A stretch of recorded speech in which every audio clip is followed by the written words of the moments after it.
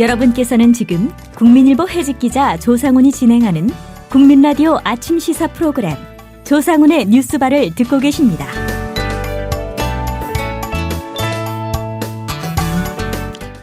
영화, 그중에서도 실화 영화라는 프리즘으로 우리 사회를 읽어보는 시간, 매주 금요일에 만나는 최강희의 영실이 시간입니다. 오늘은 17일에 개봉하는 실화 영화 논픽션 다이어리를 주제로 얘기 나눠보겠습니다. 1990년대 세상을 떠들썩하게 만든 지존파 연쇄 살인사건, 그리고 성수대교 붕괴사고, 삼풍백화점 참사의 이면과 배경을 파고들어서 그것이 우리 사회에 미친 영향을 조명해보는 그런 영화입니다. 대한민국의 죄와 벌이라는 포스터 속 문구가 인상적인 작품이기도 합니다. 오늘도 최강희 영화평론가 스튜디오에 모셨습니다. 안녕하십니까? 네, 안녕하세요. 예, 논픽션 다이어리. 네. 뭐 영실이 시간이니까 실화 얘기니까 뭐 당연한 제목 같고요. 예. 앞에서 제가 소개해드릴 영화 내용을 다 말씀해버리시니까 제가 할 말이 없어지네요. 예. 네, 좀 줄이시죠 도입 멘트를. 네. 김효진 PD 참고하시기 바랍니다. 예. 아니 무슨 호기심을 줘야지 뭐 제가 말할 어떤 의욕이 생기지. 다 얘기해 버리니까 의욕이 확 죽습니다. 어쨌든 그래도 영실 시간이니까 아무래도 좀 실화 바탕 영화들 고르다 보니까 다큐멘터리가 많습니다. 예. 다큐멘터리를 소개해드린 빈도수가 좀 많은데요.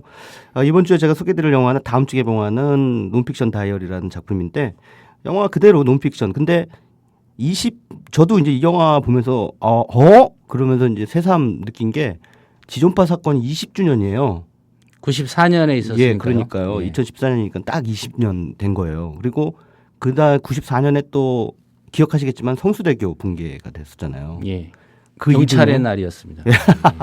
그 이듬해는 또 삼풍백화점 붕괴되고 아무튼 뭐 굉장히 어처구니 없는 일들이 그냥 계속해서 벌어졌던 때였던 것 같아요. 20년 전에. 예. 한편으로는 또 그 핵위기가 있었고 그러면서 뭐 전쟁이 나네 안 나네 뭐 이런 상황이었었잖아요. 예. 94년 여름이 제 기억으로는 굉장히 더웠던 걸로 기억이 돼요. 얼마 전에 폭염이었어요. 그 예. TVN 드라마 응답하라 1994 예. 그 드라마 역시도 이런 사건들을 좀 많이 다뤘던 것 같아요. 배경으로 이렇게 예. 나오던가요? 저는 예. 그 드라마를 안 봐서 잘 모르겠는데 어쨌든 그 이 영화는 바로 20년 전에 세상을 떠들썩하게 만들었던 모든 사람들 충격 속에 빠뜨렸던 바로 그 추석 연휴 기간에 이들이 검거되면서 그 전파를 타게 됐죠. 예. 지존파 사건을 모티브로 해서 90년대 그 94년 언저리에 있었던 세 건의 사건, 앞서 말씀드린 성수대교 붕괴, 삼풍백화점 붕괴 사건 이런 것들을 이렇게 한 줄로 이렇게 쭉 꿰면서 그 시대의 맥락 안에 이 사건들이 갖게 되는 어떤 상징성이라는 것이 무엇인가를 좀 탐문하고 있습니다. 그러니까 예. 사건을 재구성한다는 것보다도 그 80년대에서 90년대로 넘어오는 한국 사회의 어떤 변화의 단면 속에서 이들 사건들이 어떤 의미들을 품고 있는가라고 하는 그 주제 의식을 관객들에게 보여주고 있는 작품이라고 할 수 있겠습니다. 그러니까 이 사건들이 이면에 이러이러한 사실은 알아봤더니 이러이러한 사람들이 알고 있지 못하는 그런 게 있었다. 예. 라는 걸 파헤치는 그런 영화가 아니라는 거죠. 그러니까 많은 분들이 혹시나 그런 그 추측을 가지고 영화를 보시다 보면은 뭐 새로운 것도 없네. 뭐 뉴스에서 다 본 건데 뭐 이렇게 생각하실 수도 있어요. 근데 그렇지 않다는 거죠. 이 영화가 맞추고 있는 초점이 바로 이 사건 어떤 사건이 벌어지면 그 사건은 반드시 시대와의 어떤 그 맥락 연관성이 있다라고 하는 것을 이제 얘기를 하고 있는 그런 작품입니다. 사실 그 지존파가 처음에 잡혔을 때 사람들이 더욱 놀랬던 거는 이 사람들이 미디어 앞에서 어떤 그 대하는 너무나 당당한 태도 때문이었죠. 예. 더 죽이지 못해 안타깝다. 저 압구정동의 야타족들 뭐 돈 많은 사람들 다 싸그리 죽였어야 되는데 억울한 사람들만 죽였다. 그게 안타깝다. 라는 막 얘기를 진짜 그야말로 얼굴 표정 그렇게 이상한 미소를 지으면서 미디어 앞에서 해가지고 와 어떻게 저렇게 인면수심의 인간들이 세상에 존재할 수 있나라고 하면서 언론이나 뭐 많은 분들이 마녀사냥을 했죠. 예. 지존파가 진짜 인륜이 바닥에 떨어졌다라는 것을 상징적으로 드러낸 사건이다. 우리 인륜을 다시 세워야 된다. 인간성에 대한 어떤 존엄 이런 것들을 우리가 다시 한번 가치를 새롭게 해야 된다라고 하는 어떤 사회 운동으로까지 막 번지기 그러지 않았습니까? 국가 개조는 없었습니까? 국가 개조는 없었어요. 국가 개조는 없었는데 그런 식으로 그냥 말하자면 이 사건을 하나의 그 어떤 인륜의 문제 물질 만능주의가 팽배해지면서 파괴된 어떤 인간성의 하나의 그 상징으로 이제 그 당시 사회와 미디어가 이거 소비했던 것이죠. 예. 근데 이 영화의 감독은 다른 방향으로 그 질문을 하고 있습니다. 이 지존파 사건이라는 것은 80년대까지 정말 속도 있게 달려왔던 한국의 어떤 그 개발 독재라든가 지나친 어떤 너무나 빠르게 진행된 어떤 자본주의화 이런 데에서 파생된 그 사건이라고 봐야 되는 것이 아니냐. 이제 이렇게 이제 얘기를 하면서 살인의 탄생이라는 부제를 달고 있습니다. 논픽션 다이어리라고 하는 그 영화 제목 위에 예. 홍보 문구로 살인의 탄생이라고 하는 문구를 달고 있는데 자, 광주 시민들 수천 명을 죽거나 다치게 한 전두환은 학살자이고 살인자인데 그 사람은 사형 안 당하고 멀쩡히 살아있다. 예. 자, 지존파는 몇 명 죽였다. 근데 왜 이 사람들 그 이듬해 바로 거의 뭐 직결심판이라고 사형이 해도, 집행됐죠. 네, 해도 마찬가지로 상당히 속도감 있게 사형이 집행이 됐습니다. 근데 이런 질문을 하는 거죠. 이 형평성이라는 측면에서 과연 누가 더 극악한 이 살인자인가라고 하는 질문을 이제 던지는 거죠. 어떻게 보면 이 지존파에 속해 있던 멤버들은 자신들의 어떤 그 응어리진 분노를 그런 일탈된 방식으로 이제 풀어낼 수밖에 없었던 점에서 인간적으로 어느 정도는 좀 이해할 수 있는 부분이 있는 것이 아니냐라고 하는 아주 굉장히 어떻게 보면 위험한 얘기죠. 물론 이제 네. 범죄를 뭐 미화하거나 뭐 그런 예. 의도는 아니죠. 그렇습니다. 예. 그래서 그때 당시에 이들을 신문했던 형사들의 증언들 또 이들을 가뒀던 교도소의 그 교도관 이런 사람들의 인터뷰를 통해서 그때 당시에 이 지존파 멤버들이 어떠한 모습을 보여줬는지에 대해서 예. 다른 얘기를 해줍니다. 그러니까 미디어에서 보여줬던 것처럼 정말 인면수심의 악마들 같은 그런 모습이 아니라 정말 순진하고 착하고 연약한 그런 청년들이라는 거죠. 그러니까 실제로 만나서 신문을 해보고 얘기를 나눠보면은 근데 언론의 카메라가 이들을 미치게 만든다는 거죠. 이렇게 언론이 카메라를 들이대면 애들이 갑자기 막 입에서 막 이상한 말이 막 튀어나오고 그런다는 거죠. 예. 그런 부분에서 어떻게 보면은 그 지존파도 물론 그 이들이 저지른 죄는 절대 용서할 수 없는 것이지만 미디어와 사회가 합작해서 만들어낸 마녀사냥의 또 다른 대상이었다라고 하는 이제 측면에서 접근을 하고 들어가고 있는 것이죠. 예. 또 그렇습니다. 삼풍백화점이나 성수대교의 붕괴도 마찬가지로 인재라고 한다면 우리가 흔히 그런 걸 인재라고 하잖아요. 인재라고 한다면 사람이 잘못한 거잖아요. 그러면 잘못한 사람들은 미필적 고의의 살인자이거든요. 성수대교 붕괴로 수많은 무고한 생명이 또 세상을 떠났고 상품백화점으로 진짜 어처구니 없는 죽음을 맞이했던 500여 명의 사람들. 예. 이 사람들은 누가 죽인 것인가? 학살자는 없는 거예요. 죽은 사람은 있는데 분명히. 이런 그 질문을 던지면서 지존파와 이 삼풍백화점 붕괴 사건, 성수대교 붕괴 사건, 그리고 광주 학살을 저지른 전두환 노태우를 한 연장선에서 비교를 하고 있습니다. 영화가. 과연 이게 맞는 거, 이체 맞는 것이냐.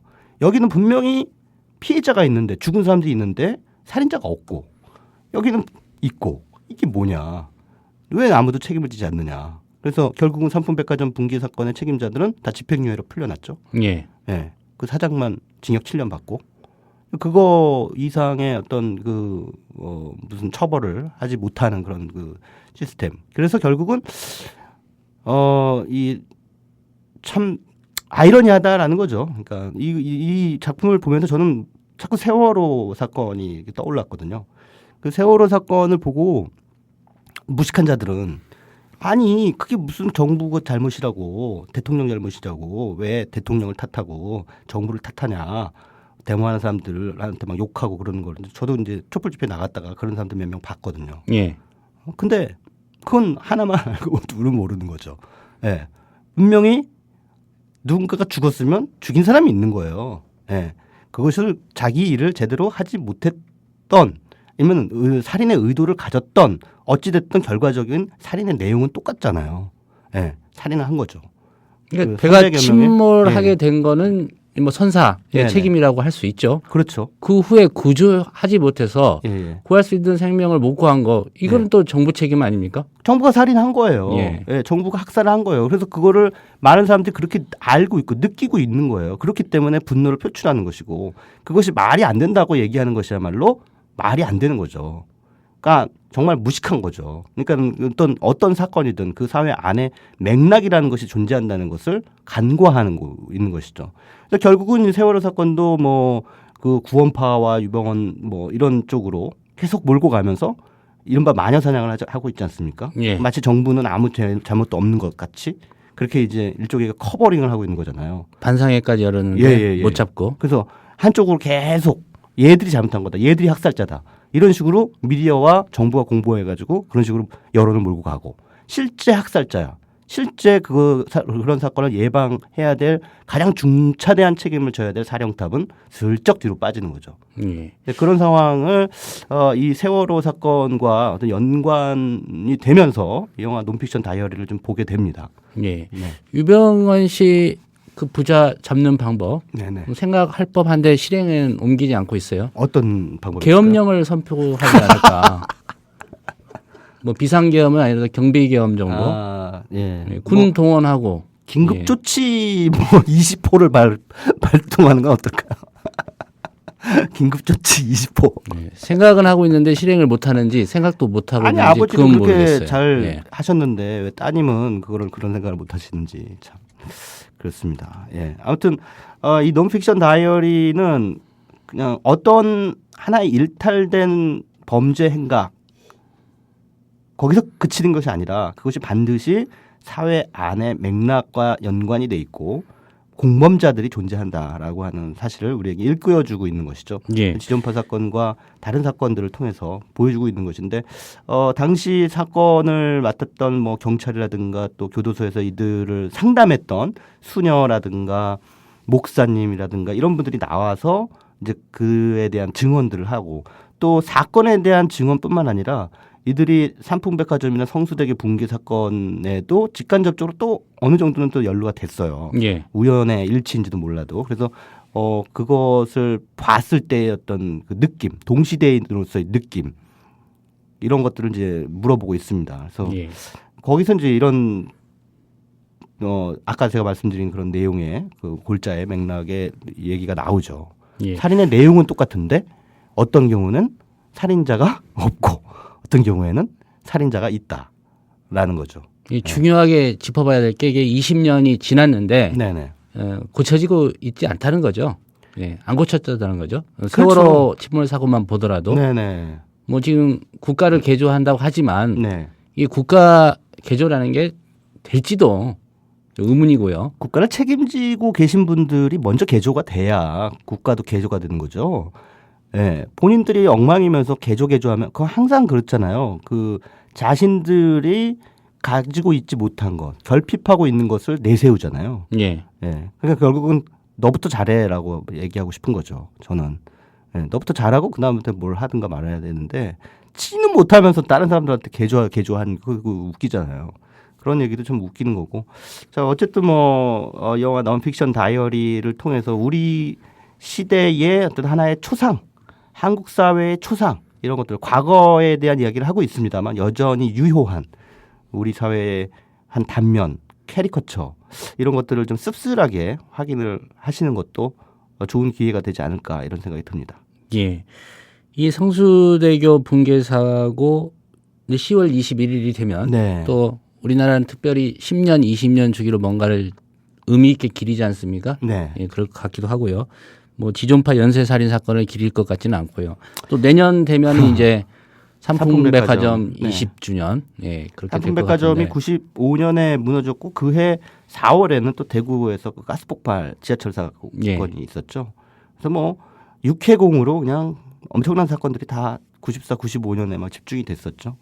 그리고 나서 결국 97년에 IMF라고 하는 또 엄청난 비극을 맞이하게 되는 거죠.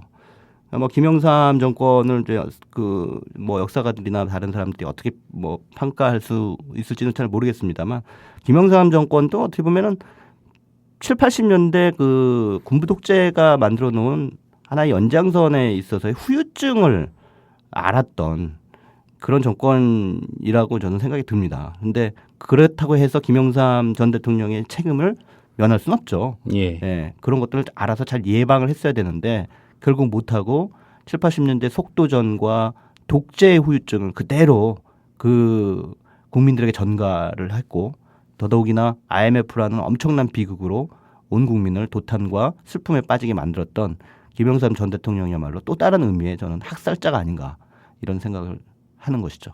예. 그래도 한 네. 가지 뭔가 기억이 남는다면 그분 발음으로 하는 금융 실맹제. 예. 그거는 하나 했던 것 같아요. 실맹제. 예. 예. 그 제주도를 또 강간의 도시로 만드셨고 예. 강원도를 간통하는 동서 고속철도를 놔서 세계적인 강간 도시로 만들겠습니다. 예. 뭐 많이 개그에 나왔던 소재인 것 같습니다. 예. 사람 그 발음 가지고 그렇게 놀리면 안 되고요. 아무튼 치적은 있어요. 분명한 치적은 저는 금융실명제는 뭐 반드시 평가해야 될 부분이라고 생각을 하고요. 그러나 그럼에도 불구하고 어찌 됐든 독재 세력과 손을 잡아서 정권을 잡고 그렇기 때문에 피할 수 없는 한계를 가졌고 그 시대의 한계 안에서 김영삼 정권에서 벌어질 수밖에 없었던 필연적으로 발생할 수밖에 없었던 사건이 바로 이 영화가 담고 있는 세계의 사건이다. 이렇게 규정을 하고 싶습니다. 예. 벌써 20년이 됐군요. 네. 네. 논픽션 다이어리 보시면서 또 세월호 사고가 왜 일어났는지 네. 20년 동안 우리는 왜 바뀌지 못했는지 네. 한번 고민해보는 그런 시간 가져보면 좋을 것 같습니다. 좀 겁나요. 이제 요즘은 그 상품백화점 막 이런 게 막 한꺼번에 막 생겼었잖아요 그때. 예. 지금 세월호 사건 이제 있은 지 얼마 안 됐는데 그러면 안 되겠지만 막 그런 대형 참사들이 앞으로도 막 생길 것 같은 그런 막 불안한 생각이 들어요. 시대가 너무 어목하니까 꼭 시대가 어목할 때는 그런 대형 참사들이 발생하잖아요. 그러지 않기를 바랄 뿐입니다. 예. 네. 집 밖에 안 나가는 게 안전할까요? 집이 무너지면 어떡하죠? 이 스튜디오는 안전할지 모르겠습니다. 예, 오늘 말씀 잘 들었습니다. 네, 고맙습니다. 네, 최광희 평론가였습니다.